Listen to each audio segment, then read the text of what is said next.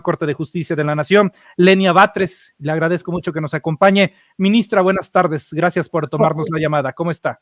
Hola, Manuel. Muy buenas tardes. Aquí a la orden. Un saludo a tu auditorio. Hace 24 horas, ahorita la veo bastante tranquila, pero hace 24 horas, vaya que la tensión se sentía de otra manera. ¿Cómo se siente, ministra, una vez ya concretado el acto? Estoy muy contenta, obviamente. Me parece que la decisión tomada ayer pues es muy afortunada, sobre todo para el pueblo mexicano. Es una gran noticia.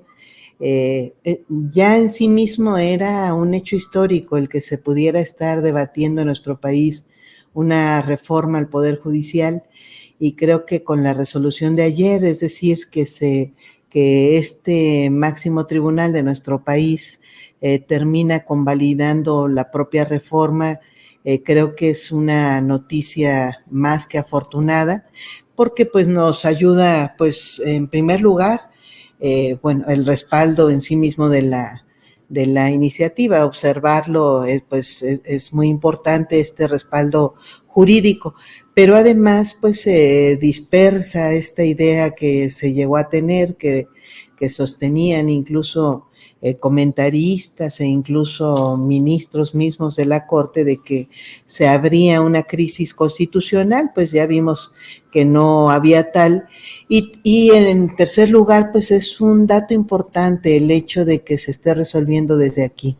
Se cierra la puerta a esta mala idea que se llegó a tener de pues romper una tradición doctrinaria mexicana que nunca ha puesto en duda que no se pueden tocar las reformas constitucionales, porque finalmente son parte de la Constitución misma, que lo que pudiera llegarse a cuestionar pues es el proceso de aprobación, si es que no se reunieran las mayorías que señala el artículo 135 de la Constitución, pero en este caso nunca se impugnó eso. Nadie tuvo la menor duda de que se habían reunido tanto las 2/3 partes de la Cámara de Diputados como las 2/3 partes de la Cámara de Senadores, y la mitad más uno, por lo menos, en realidad fueron casi todas las legislaturas de los estados de nuestro país. Entonces nadie lo puso en duda. Ese era el único tema que podría ponerse en duda, y respecto del contenido de la reforma constitucional, nunca ha habido ni tenía por qué abrirse una puerta absolutamente indeseable, que lo que habría significado es que este Poder Judicial y particularmente esta Suprema Corte pues no tuviera límite en sus poderes. Ya estar por encima de la Constitución pues significa, digo, de por sí que se ha extralimitado y ha tenido varias actuaciones que ya cuestionaban este límite, pero poner en duda, es decir, invalidar a la Constitución misma, pues ya era pasar a un régimen tiránico de carácter judicial. Nosotros decidimos la Constitución, bueno, pues no necesitamos que nadie más participe en el poder.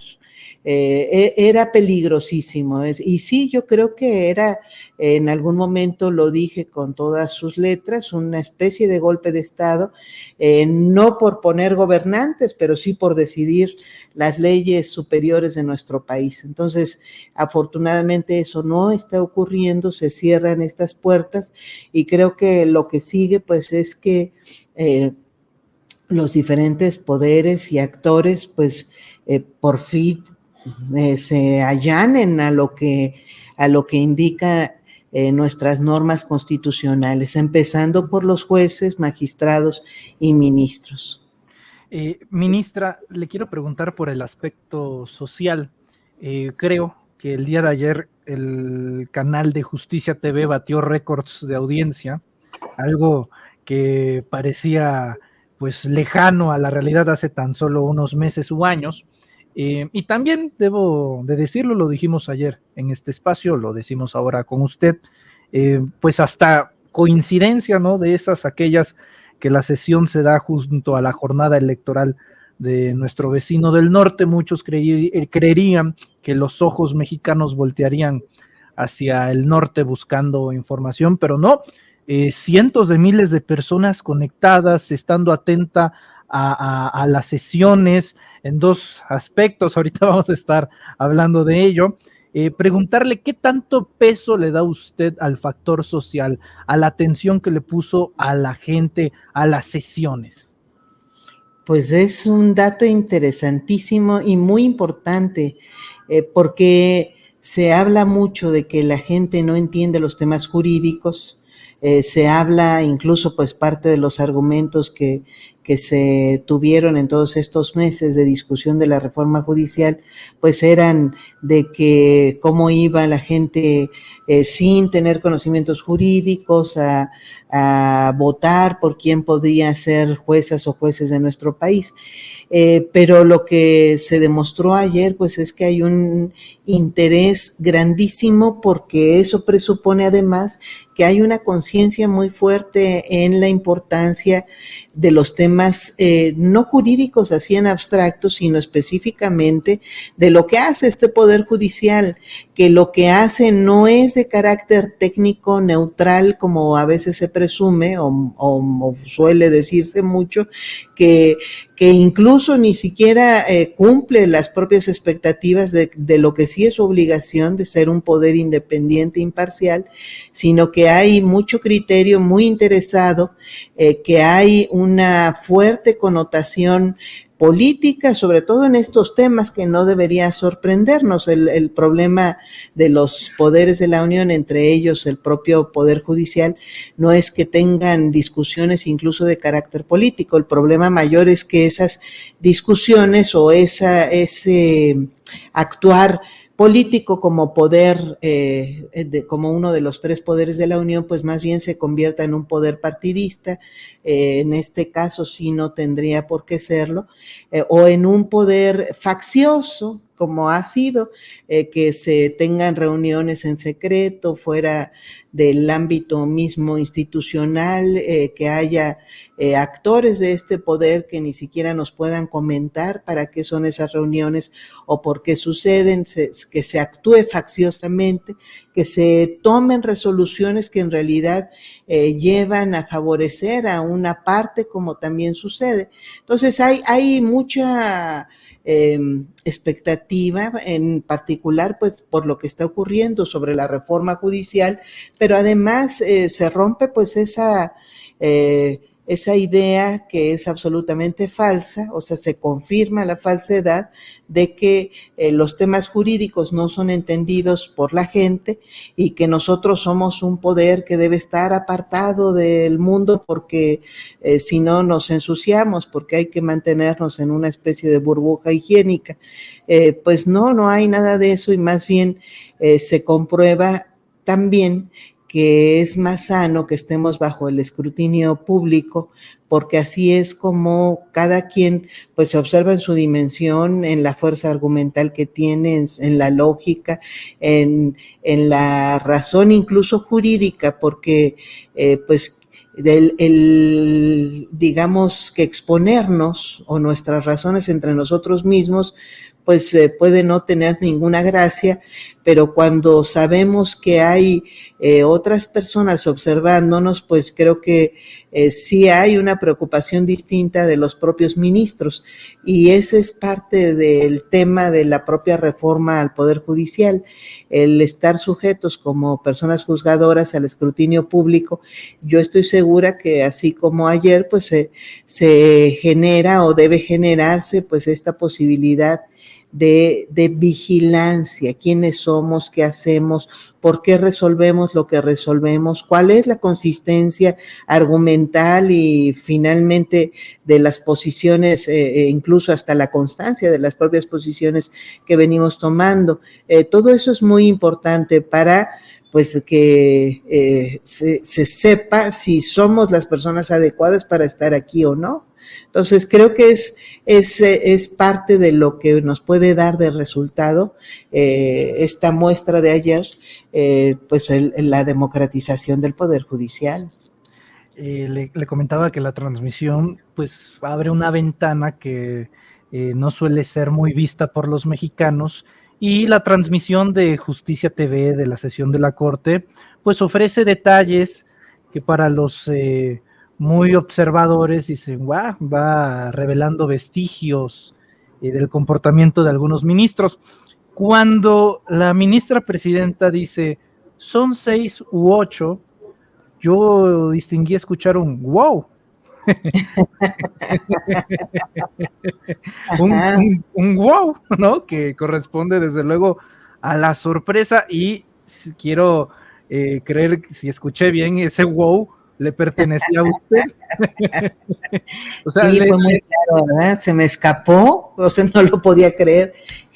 Bueno, incluso creo que hice alguna pregunta, ¿no? De si de verdad íbamos a resolver una supuesta inconstitucionalidad de la Constitución, ni siquiera con 8 votos, sino con 6. Bueno, ya era el colmo de colmos, sí, y es lo que alcancé a expresar entre una sorpresa real, porque, pues digo, la propia ministra tuvo que abrir un receso ante ese atrevimiento suyo. Entonces, sí fue mi expresión, confieso.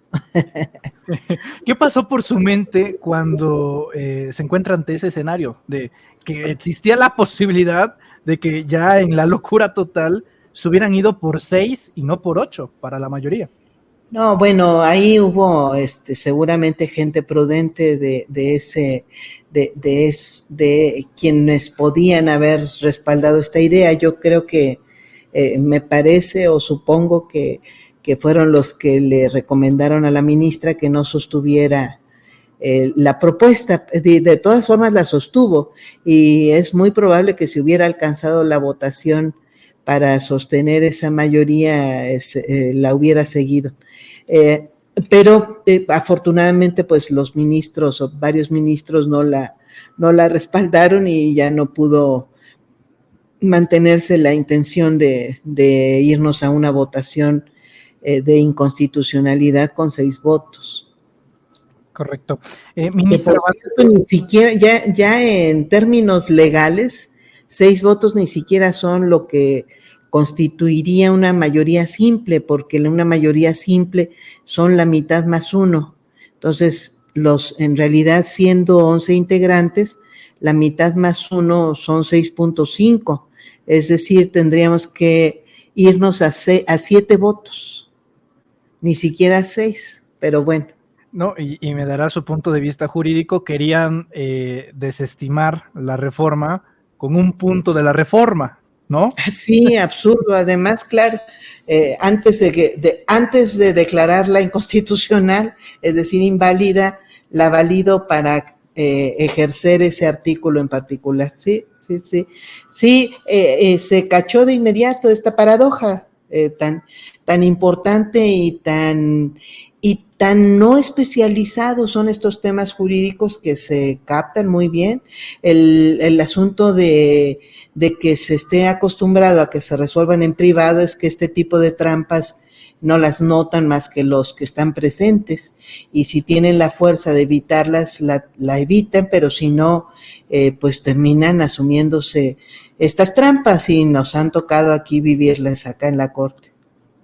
Ministra Batres, ya en este punto, pues uno esperaría ya certidumbre, tranquilidad, pues ya no hay algo más allá de la Suprema Corte, por lo menos dentro de la estructura del Estado mexicano, para apelar a desestimar el texto constitucional, pero me gustaría preguntarle, desde luego, si podríamos pensar que esta batalla de poderes fácticos para remover el texto constitucional acabó el día de ayer, o cree que todavía puede continuar latente de alguna forma. No, bueno, yo creo que la esperanza era que aquí adquiriera esa legitimidad al resolverse dentro de la propia Suprema Corte. Esa parte, pues, es que tiene que ver con la legalidad, pero también con la legitimidad de una resolución que es a todas luces ilegal, pero que necesita del cuerpo revestido de funciones de legalidad, que es lo que habría funcionado de haberse aprobado ayer, esta resolución de inconstitucionalidad. No existe en la ley, no existen las facultades, sin embargo se toma, y en el momento en que se toma hay una presunción de legalidad, en este caso de constitucionalidad del acto. Entonces, bueno, eso ya no sucedió y eso es muy importante. Puede ocurrírseles alguna otra cosa a quienes busquen tirar la reforma, es más, tiene sentido para ellos que la sigan buscando, pues yo no lo veo. No tienen cauces legales, es muy difícil que puedan inventar o crear otro cauce, ya están fuera de términos este tipo de recursos a los que podrían estar acudiendo, como la controversia constitucional o la acción de inconstitucionalidad, y en el caso de los amparos, pues hay una contravención directa de un artículo de la ley de amparo, entonces no pueden insistir o no tiene, o corren el riesgo ya de ser sancionados todos los jueces que han estado actuando en contra de la disposición que tienen ellos primordialmente que cumplir, que es la propia ley de amparo. Pues me refiero a los jueces de distrito que han estado otorgando suspensiones. Además, se entendería que al existir ya el debate aquí en el Pleno de la Corte al respecto, pues no habría lugar a que tuvieran ellos que pensar que podría declararse inconstitucional.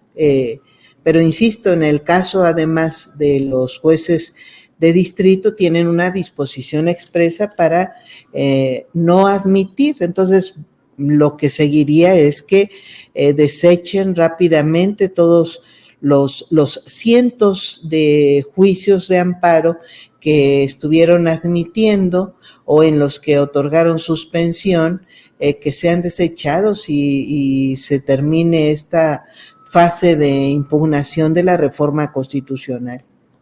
Mi pregunta final, ministra, sería que sí que para usted, yo creo que también inicia una nueva etapa, desde luego ya anunció que va a utilizar el pase automático que le brinda el texto constitucional para participar en la elección de ministras y ministros de la Suprema Corte, pero dentro del corto plazo, ¿qué esperar de la Corte y de usted ahora que estamos en el ocaso del 2024?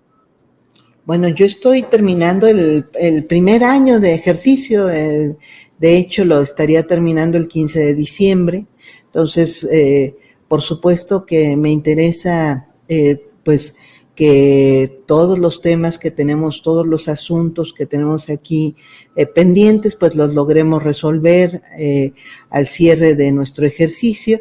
Hemos estado trabajando a un ritmo muy adecuado, cada vez más rápido y de forma muy eficiente. Este equipo de trabajo que compone la ponencia aquí en la Corte es un equipo muy profesional, muy trabajador, y creo que podremos dar muy buen resultado hacia final del año.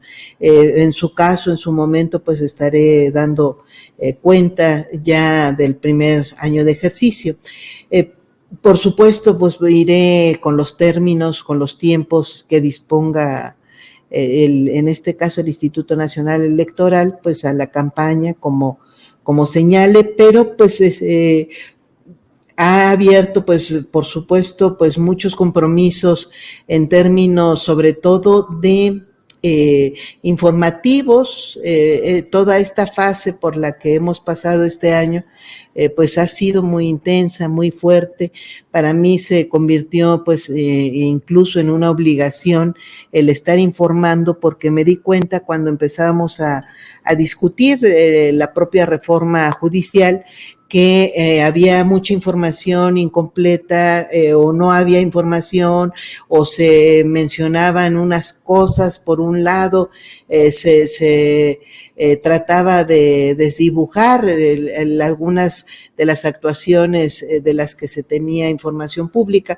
Pero si me lo permite, ministra, y si me lo permite brevemente, disculpe la interrupción, también pedantería por parte de algunos ministros. Bueno, ayer que usted hizo uso de la palabra, no faltó aquel, que por cierto ya se va a finales de este mes. ¿Qué vueltas dan la vida? Algunos se van y otros se quedan. ¿Qué es esa cosa de andar alzando los decibeles? que no es un mitin político, como que a algunos no les gusta ver que las mujeres alcen la voz. Pues son gajes del oficio, ¿no? En realidad, pues sí, aquí yo entiendo y asumo además que vine digamos que romper la paz que había en estas sesiones, porque no estaban acostumbrados a que las mujeres expresemos nuestra opinión, sino creo que en general son espacios donde se habla muy poco con franqueza, no se debatía. Entonces, para algunos ministros ha sido muy fuerte que yo abra los temas en la parte de la sesión pública. Incluso les parecía hasta acongojante para ellos porque los somete a una presión a la que no estaban acostumbrados. No estaban acostumbrados a actuar con espontaneidad, a manifestar argumentaciones reales sobre puntos reales de controversia real, sino que pues había mucha cordialidad falsa, se acostumbraba a felicitarse incluso, que para mí es una práctica un poco enigmática, ¿no? Que estemos resolviendo conforme a derecho y lo que conteste o las intervenciones de otros ministros sea felicitándolos.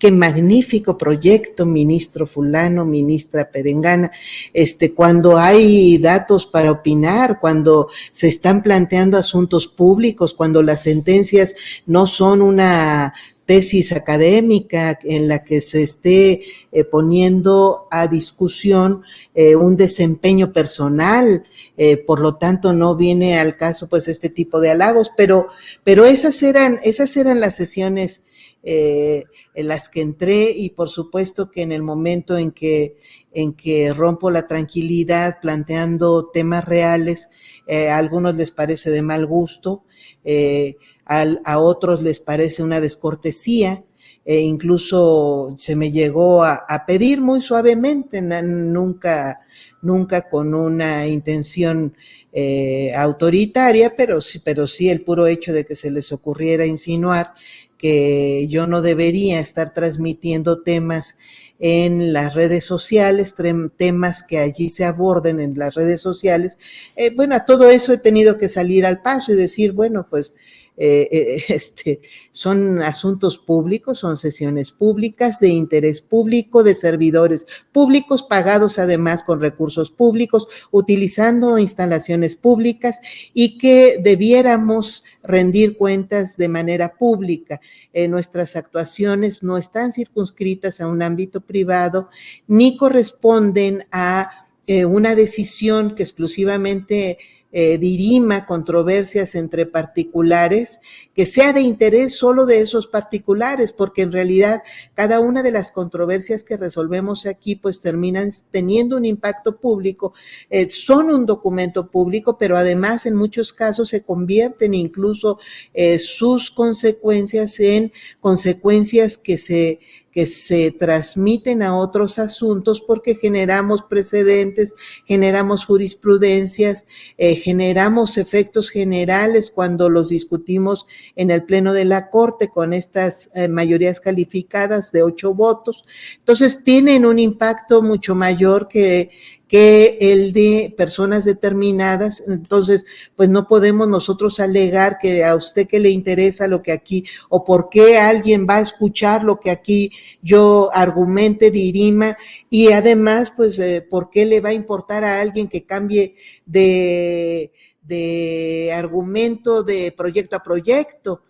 Todo eso es muy importante, y por supuesto que al ser nosotras, servidoras, servidores públicos, pues debemos dar cuenta a quien paga nuestros salarios y bueno, pues hacer efectiva la función de servicio que tiene la impartición de justicia en todas las personas juzgadoras, pero por lo pronto en nosotros mismos. Entonces, sí hay pues algunos cambios y pues sí, pues mira, lo de menos es la pedantería, pues finalmente o la pretensión, o porque en muchos casos en realidad es pretensión, pues ha sido pretensión de que no se den a conocer los asuntos públicamente, pretensión de que nadie escuche nuestras discusiones, entre otras cosas, porque compromete mucho. Ya cuando alguien está escuchando lo que sostiene cada uno de los ministros, pues se compromete porque ya no es que se lo pueda reclamar otro ministro aquí, que insisto, no se acostumbraba, sino más bien que se le puede reclamar afuera, que se le puede criticar, que nos convertimos además en personas mortales, porque ya no somos los dioses del Olimpo que estábamos discutiendo bajo la estela de un conocimiento filosófico inalcanzable por los mortales, ¿verdad? Entonces ya nos convertimos en personas de carne y hueso que además denotamos muy claramente que no somos neutras, que a veces puede no ser imparcial alguien de los que está aquí y a veces se vuelve muy transparente que resuelven conforme a intereses determinados y a veces y muchas veces esos intereses son intereses ilegítimos o son intereses inconfesables o son intereses que provienen de cadenas de tráficos de influencia, entre otros temas que son inadecuados. Entonces, por eso, pues más que la actitud de un ministro, yo creo que pues sí les he quizás significado ese rompimiento de la tranquilidad que pudo haber habido, la tranquilidad, la cordialidad, entre comillas, y las costumbres que en algún momento pues he identificado incluso como cortesanas, porque me lo parecen, este exceso de digamos, amabilidad, de cortesía, que no tiene que ver a la hora de engañarnos mutuamente cuando se nos presentan proyectos como el de ayer, que tenía cientos de falacias, cientos de inconsistencias jurídicas, argumentaciones absolutamente insostenibles, pero que pues llenan muchas páginas, y si aquí reina la cortesía, pues incluso pues hubo ministros que destacaron que se tratara de un gran trabajo cuando ellos mismos se habían pronunciado en términos absolutamente contrarios en algunas otras sesiones. Entonces, bueno, pues eso es lo que finalmente yo creo que es importante que se observe todo ese conjunto de lo que implica esta transparencia, porque pues también pues justamente es parte de estos elementos, insisto, que llevan a confirmar que se requería la reforma judicial, que llegan a confirmar que es mejor la transparencia que la oscuridad, y que además pues nos confirman también que el método democrático es el mejor mecanismo para determinar quiénes son las personas que deben encabezar los poderes. No hay mejor desinfectante que la luz del sol. Ministra Lenia Batres, le agradezco muchísimo estos minutos para el auditorio de los Reporteros MX, decirle que todo el chat, literalmente todo el chat, le envía muchos saludos y la felicita por su conducción el día de ayer. Le agradezco mucho y le pido por favor que nos comparta sus redes sociales para estar al pendiente de la información que den ellas. @LeniaBatres 1 en Facebook, @LeniaBatres en X. Muchas gracias, ministra. Le envío un abrazote. Tengo una página, por cierto. Okay. Si quieren ver información de otras sesiones, está la página leniabatres.com.mx. Muy bien, pues ahí está el dominio web. Muchas gracias, ministra. Estamos en contacto. Un abrazo. Hasta luego. Es la